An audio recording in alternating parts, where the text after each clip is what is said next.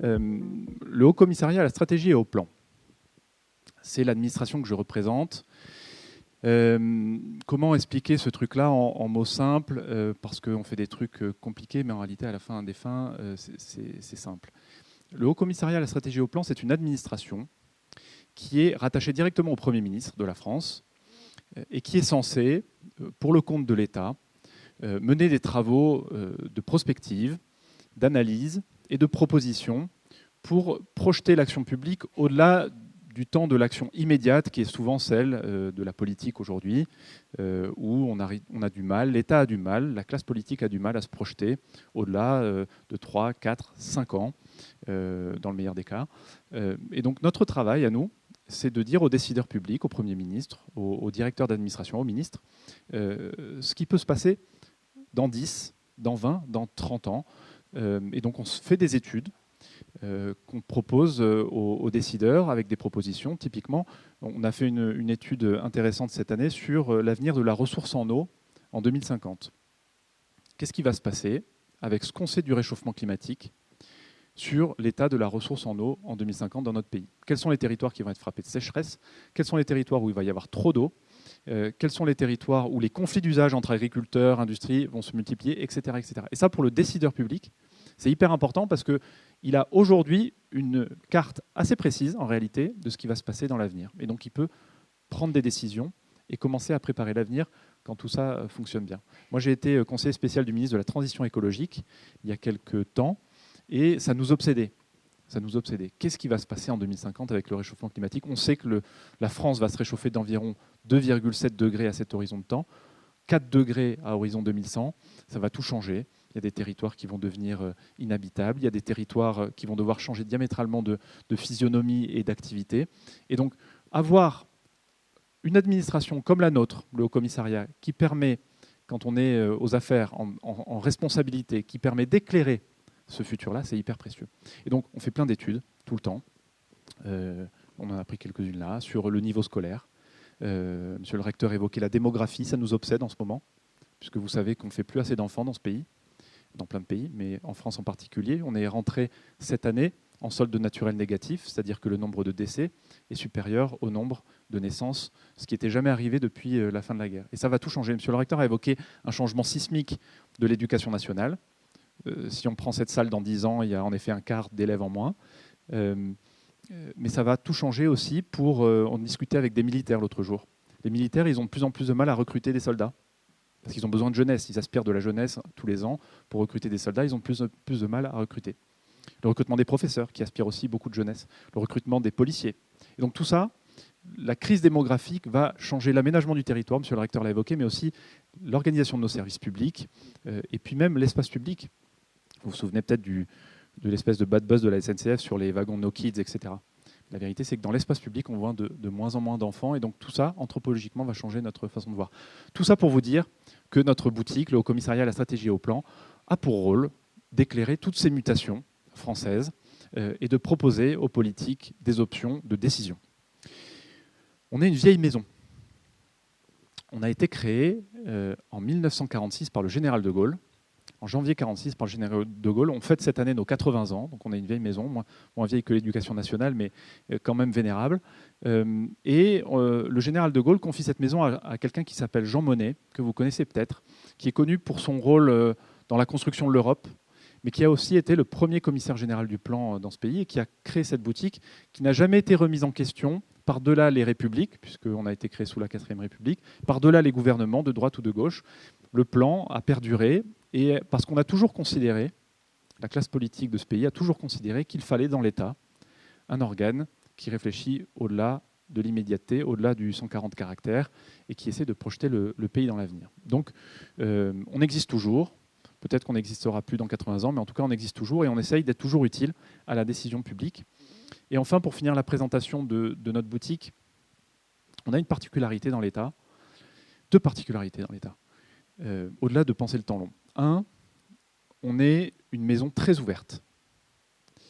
On est une maison ouverte sur la société civile depuis notre origine. Jean Monnet, quand il prend le commissariat au plan en 1946, c'était la période de la reconstruction après la guerre, et donc il fallait planifier l'organisation de l'économie pour reconstruire ce pays. le logement, l'industrie, etc. Et Jean Monnet, son intuition, c'est de dire on ne va pas faire ça entre fonctionnaires dans un bureau à Paris. On ne peut pas reconstruire le pays comme ça. On va ouvrir le plan à la société civile. Et donc on va faire venir des syndicalistes, les représentants des travailleurs, on va faire venir des patrons, on va faire venir des intellectuels, on va faire venir des agriculteurs pour discuter autour de la table sur comment on va reconstruire ce pays. Et nous, on a gardé cette tradition. Donc au plan, on passe notre temps à discuter avec des représentants de syndicats, avec des intellectuels, avec des écrivains, avec des artistes, je vais en dire un mot, avec d'autres administrations, évidemment l'éducation nationale très souvent, etc., etc. Et donc on est une administration dans l'État qui passons notre temps à discuter avec la société civile et à essayer de comprendre ce qui se joue dans le territoire parce qu'on pense qu'on ne peut pas construire l'avenir dans un bureau et qu'on construit l'avenir qu'en parlant avec ceux qui font des vraies choses dans ce pays. Premier point, maison très ouverte. Deuxième point, on est une maison tournée vers l'Europe. Jean Monnet, je vous l'ai dit, qui est le premier commissaire du plan et qui est aussi l'un des pères fondateurs de l'Europe. Le commissaire actuel, Clément Beaune, a été ministre de l'Europe. Et on a ouvert récemment une antenne à Bruxelles parce qu'on pense qu'aujourd'hui, penser l'avenir de la France sans s'inscrire dans un cadre européen, c'est forcément passer à côté de quelque chose. Parce que les autres avancent, les autres ont à peu près les mêmes problèmes que nous, même parfois sur la démographie, on l'évoquait, les Italiens, les Allemands connaissent ces problèmes démographiques depuis bien plus longtemps que nous en réalité, et donc ont déjà pris des mesures qui peuvent nous inspirer. On croit profondément que pour éclairer la décision publique, on doit s'inspirer des bonnes pratiques des autres et regarder ce que font les Allemands, ce que font les Italiens, ce que font les Espagnols, qui est très intéressant et qui peut nous nourrir. Donc une maison du temps long, une maison très ouverte et une maison tournée vers l'Europe. J'ajoute un point faible, mais qu'on essaye de combler récemment, et j'en termine sur notre présentation de la maison, la dimension territoriale. Traditionnellement, on n'est pas super bon, parce qu'on est basé à Paris, parce qu'on est tourné vers l'Europe, parce que même si on est très ouvert sur la société civile, on manque de relais dans les territoires. Et ça, monsieur le recteur l'a évoqué, c'est une grosse limite de notre travail. On ne peut pas aujourd'hui penser l'avenir du pays sans s'intéresser à ce qui se passe à l'échelle territoriale, parfois la plus petite. C'est ce qu'on a fait sur l'eau. On a essayé de faire une maille extrêmement petite pour voir ce qui allait se passer à l'échelle de chaque bassin versant. Et donc, on essaye de changer ça. C'est aussi pour ça que je suis là aujourd'hui, pour essayer de discuter avec vous de ce que vous vivez ici.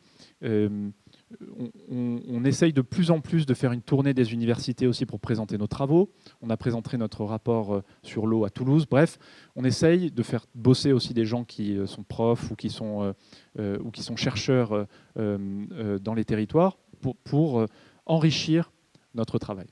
Donc voilà, une maison du temps long, une maison ouverte, une maison tournée vers l'Europe, une maison qui essaye de se tourner vers les territoires, même si on ne le fait pas assez bien à mon sens, mais on va le faire mieux et on va progresser.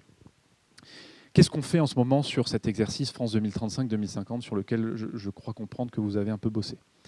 Le plan, depuis les années 60, parce que c'est l'organe du temps long dans l'État, fait tous les 10 à 15 ans un grand exercice de prospective nationale.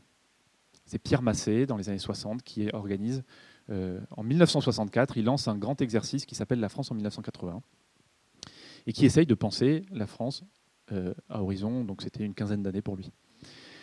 Et depuis, tous les 10 à 15 ans, notre maison se replonge dans ses travaux de prospective et essaye de penser l'avenir de la France. Pourquoi on fait ça? Parce que la vérité, c'est quand même on se plante assez souvent dans les exercices de prospective, on va y revenir. Mais l'intérêt de la démarche est quand même de se poser la question. Déjà, se poser la question est une première victoire. Dans un monde d'immédiateté, dans un monde, vous le savez par cœur, de réseaux sociaux, et où la politique est prise là-dedans, se poser déjà la question de ce qu'on sera, nous, Français, ce que sera notre pays, la France, à horizon d'une génération humaine, 25 ans, c'est déjà quelque chose. Donc déjà se poser la question. Ensuite, essayer d'identifier les invariants, c'est-à-dire les tendances qu'on ne peut pas changer et auxquelles on doit s'adapter. On parlait de la démographie. La démographie, c'est ce qu'il y a de plus prévisible. On sait les gens qui sont nés et on sait à peu près les gens qui sont à naître. Et donc la démographie est quelque chose de presque joué. C'est pour ça que l'INSEE, l'Éducation nationale, travaille très finement sur parfois une maille très fine à l'échelle de l'établissement, parce qu'on sait à peu près, dans les 10 ans, à l'échelle de 25 ans, c'est un peu plus dur, mais dans les 10 ans, on sait à peu près ce qui va se passer. Donc on travaille sur ces tendances lourdes. Le réchauffement climatique, on sait à peu près ce qui va se passer. Je vous l'ai dit, 2,7 degrés en 2050, 4 degrés en 2100. Et en vérité, on est un peu conservateur. Je pense que ce sera plus chaud que ça, en réalité. Donc ces invariants-là, on y travaille. Et ensuite, on essaye d'identifier les ruptures. L'IA, je vais vous parler un peu de défense aussi, mais tout ce qui va bouleverser le champ de bataille en 2050, tout ce qui va bouleverser nos modes de vie, bouleverser nos mobilités. On va sortir dans une semaine une note sur le véhicule autonome. Le véhicule autonome, on a fait un constat, c'est que les Chinois et les États-Unis sont en train de déployer le véhicule autonome à grande échelle chez eux. Ça existe déjà. Ce n'est pas qu'un truc d'ingénieur chez Google. Il y a dans des villes, Houston, San Francisco, Shanghai, il y a des véhicules autonomes qui circulent. Et on peut les commander comme on commande des Uber. En France, il n'y en a pas un. Et en Europe, le débat n'existe même pas. Je ne crois pas que vous ayez entendu parler au JT de 20h. Mais plus personne ne regarde le JT de 20h ici. Mais sur les réseaux sociaux, plus personne n'entend parler des véhicules autonomes, alors que c'est un truc de fou. Et donc, il n'y a pas une technologie européenne, il n'y a pas une technologie française. Et donc, si on ne fait rien, demain, on roulera en véhicule chinois avec des softwares américains et on aura perdu notre souveraineté et les gens à Shanghai pourront appuyer sur le bouton pour arrêter les voitures en France. Je caricature. Mais donc, c'est notre rôle d'imaginer ça. Et dans nos mécaniques de prospective, on essaie d'identifier ces ruptures technologiques.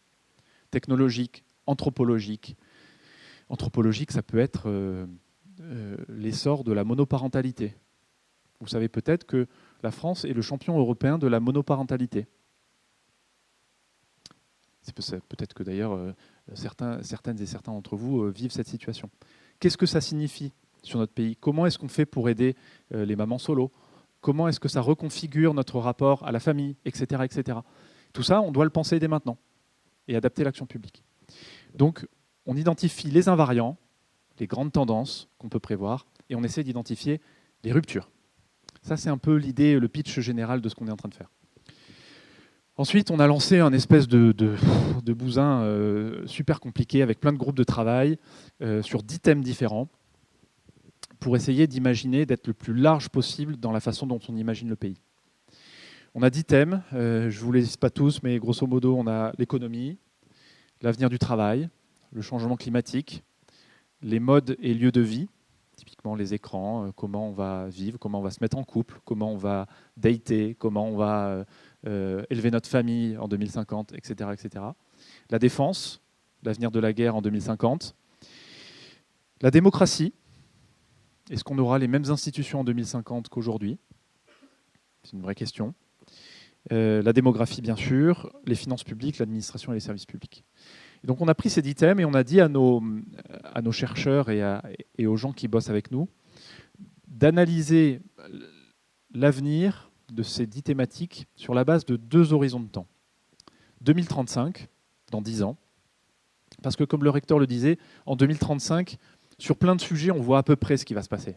On tire le trait de la démographie, on tire le trait du réchauffement climatique.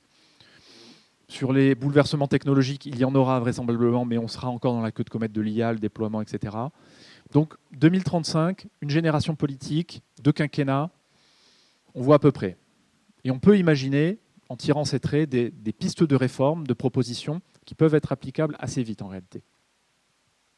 Et on a un deuxième horizon de temps, 2050, 25 ans, une génération humaine, où là, on s'autorise à penser un peu plus hors de la boîte, à penser les ruptures, à penser la transformation du pays.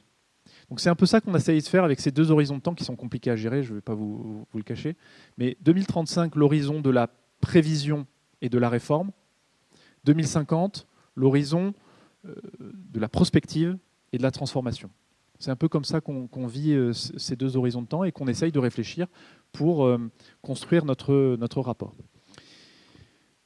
Ce rapport-là, il va sortir... donc à la fin, notre objectif, c'est faire un truc qui va caler des armoires dans plein de rectorats de la République et d'administration de la République, mais dont on espère qu'il sera quand même lu. On va faire un rapport qui sera remis au président de la République début juillet, qui sera séquencé avec ces 10 chapitres thématiques, et qui va, on l'espère, susciter un débat dans le cadre de l'élection présidentielle de 2027, parce que ce qu'on fait quand même, c'est essayer de proposer des options pour les futurs élus de ce pays. Donc président de la République, début juillet. Ensuite, on a voulu que cet exercice-là, donc je vous dis, on fait bosser 10 groupes de travail sur 10 thèmes, soit ouvert. Comme je l'ai dit, on est une maison ouverte. Donc qu'est-ce qu'on a fait? On a noué un partenariat avec l'Éducation nationale, où on a demandé à des classes de lycéens de bosser pour nous, un peu comme vous l'avez fait d'ailleurs. Et si vous avez du papier, je prendrai, parce qu'on cherche à enrichir toujours notre exercice avec la vision des jeunes. Donc on a fait bosser des lycéens, on a fait bosser même une classe de CM2 dans le Doubs, pour essayer de voir ce que les jeunes pensent de 2050. On a fait un partenariat avec le CESE, le Conseil économique, social et environnemental, que vous connaissez peut-être, qui est la 3e assemblée constitutionnelle de ce pays. Vous avez l'Assemblée nationale, le Sénat et le CESE. Et le CESE a fait bosser des citoyens, une convention citoyenne, pour nous éclairer aussi sur la vie des citoyens sur l'avenir. Et on a fait bosser, et ça c'est marrant, on a fait bosser des artistes, des scénaristes, des dessinateurs, des gens qui font des BD, des gens qui font des mangas, pour leur demander d'imaginer, avec leur regard d'artiste, qui n'est pas celui des experts que nous sommes, quelle serait la France en 2050. Il y a un truc que vous connaissez peut-être, et si vous ne connaissez pas, je pense que ça vous intéressera, qui s'appelle la Red Team. C'est le ministère des Armées qui s'est dit il y a 4-5 ans qu'il ne pouvait pas imaginer l'avenir de la guerre future juste avec des militaires. Parce que par définition, les militaires, ils préparent la guerre quand tout va bien du présent et souvent la guerre du passé. Et donc, ils se sont dit, on va demander à des scénaristes, on va demander à des dessinateurs, des auteurs de science-fiction de nous imaginer la guerre future. Ils ont fait ça il y a 4-5 ans. Allez voir sur Internet, c'est vachement bien, si vous tapez Red Team Défense. Et donc, ils ont fait des planches de BD qui imaginent des attaques chimiques dans tous les sens, des nouveaux virus, des exosquelettes dans tous les sens, et des trucs hyper créatifs qui ne sont pas totalement délirants parce que les armées s'en servent pour planifier la mutation des forces armées françaises. Et on s'est dit, c'est une super bonne idée, et on ne peut pas penser l'avenir comme on le faisait il y a 60 ans, juste entre experts, et on va faire bosser des scénaristes et des dessinateurs. Et on a fait ça surtout sur la démocratie. On a demandé à des scénaristes, vous avez peut-être vu Baron Noir, je ne sais pas si vous regardez encore ce type de série, mais des séries qui imaginent... Donc on a le scénariste de Baron Noir qui bosse pour nous. Une nouvelle saison va sortir bientôt. On a dessinateurs de BD, des auteurs de science-fiction qui essaient d'imaginer ce que sera notre démocratie en 2050. Est-ce qu'on aura toujours un Parlement? Comment seront consultés les citoyens? Comment la technologie va percuter notre manière de prendre des décisions? Et ils sont en train de bosser là, et je crois que ça va être absolument passionnant. Donc pour vous résumer le truc, 2 horizons de temps, 10 thèmes, des groupes de travail qui bossent dans tous les sens, des partenariats avec la société civile, Éducation nationale, CESE, et des façons un peu innovantes de faire de la prospective avec des artistes et des auteurs. On s'est un peu demandé, on a trouvé ça gadget, finalement on ne va pas le faire, mais moi je trouve toujours intéressant, on s'est demandé si on n'allait pas demander à l'IA de nous faire le truc, en fait, de nous faire le rapport, pour voir ce que l'IA dirait à notre place. Je pense qu'on va le faire, on ne le mettra peut-être pas dans le rapport, mais juste pour nous éclairer sur ce que l'IA pense de la France en 2035 et en 2050. On pense que ça peut être intéressant, même si, à mon avis, on ne le mettra pas dans le rapport final. Donc, où on en est? On bosse depuis septembre. On arrive au bout, puisque je vous dis on doit remettre le rapport en juillet. On commence à avoir des propositions intéressantes. Je pense que on va avoir le président de la République va être intéressé par ce qu'on fait. Et ensuite, une fois qu'on aura remis le rapport, va s'engager une séance de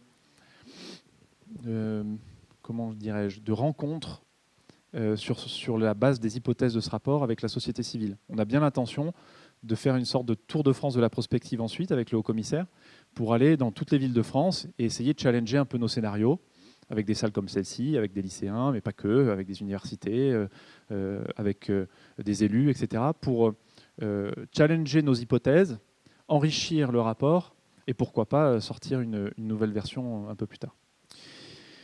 Voilà. Voilà où on en est. C'est un gros boulot. On pense que ça va être utile. On est très friand, honnêtement, et je suis très, très heureux d'être là pour vous entendre, parce qu'on est très friand de comprendre comment vous voyez les choses sur plein de thèmes, Je crois que vous allez parler d'écologie, je crois que vous allez parler de quelques autres thèmes, mais on est assez friand de savoir ce que vous pensez.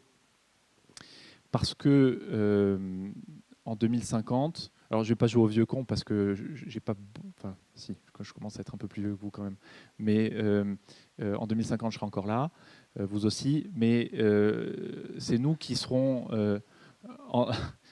ce sera le cas de tout le monde dans cette salle, je vous rassure, c'est nous qui en 2050 vivrons en France, dans ce pays qui sera réchauffé, dans ce pays qui aura de la technologie partout, dans ce pays où on espère qu'il sera toujours facile d'élever une famille, de se déplacer, de travailler.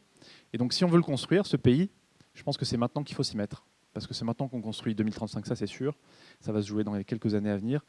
Mais 2050, vous allez, je ne sais pas ce que vous allez faire après le lycée. Vous allez peut-être faire aller à la fac, vous allez peut-être faire autre chose. Mais dans tous les cas, c'est nous qui allons le bâtir. Et donc on a intérêt à se retrousser les manches pour en faire quelque chose de bien.